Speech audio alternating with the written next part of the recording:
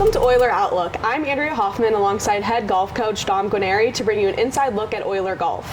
Coach, let's focus on the ladies first. They just picked up their second win of the fall at the Wayne State Warrior Invitational, ranked number 4th nationally, and adding another trophy this fall, off to a strong start. So let's talk about the Invitational itself. The Oilers stayed steady across 3 rounds and then clinched in a tiebreaker against GVSU. How rewarding is it to see your team, Steph, through that moment?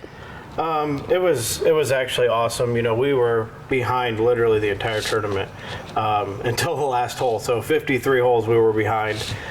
We were actually 12 shots back with 6 holes to play and made up a 12-shot deficit, which in golf is unbelievable. So, you know, and then to win the tiebreaker based off the 5th score, we preach all the time that every shot counts, every score counts. It doesn't even matter, you know, if you might think your score's not being used that day. So that was really a true testament of like literally every shot counted. So.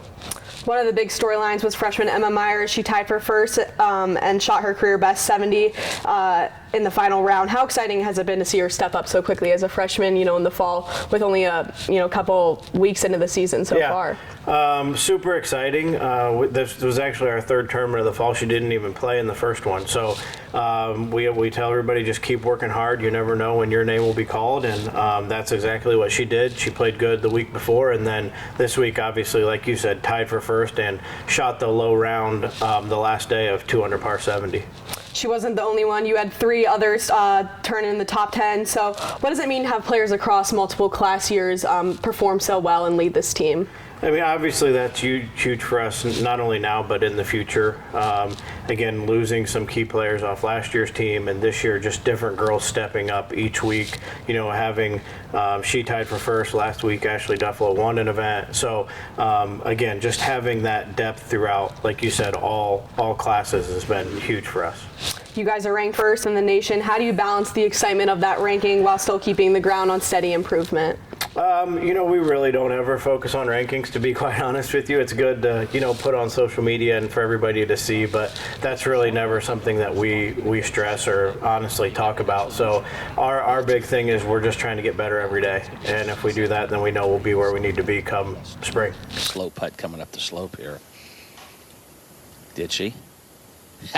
She did. How about that? Switching sides to the men's team, they wrapped up the Folds of Honor challenge, finishing 7th in a strong regional field. Let's start with the overall performance. Your team scores improved each round, closing with 293 on the final day. What impressed you about the way this group was able to finish strong?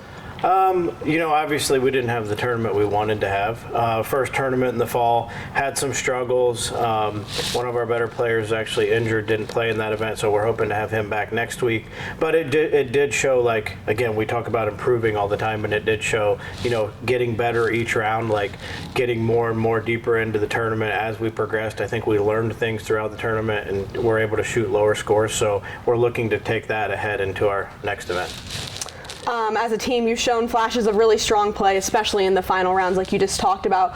So what are you focusing on to help that group carry the momentum into opening rounds of tournaments as well? Yeah, we've talked about that a lot, and just maybe kind of changing how we warm up or prepare for tournaments where they feel more ready and don't have to, like, you know, we need to be ready from the first hole. That's another thing that we talk about across both teams is like the first hole, the first swing is just as important as the last hole. So we're really stressing that this week, like I said, as we go into Monday and Tuesday for our next event.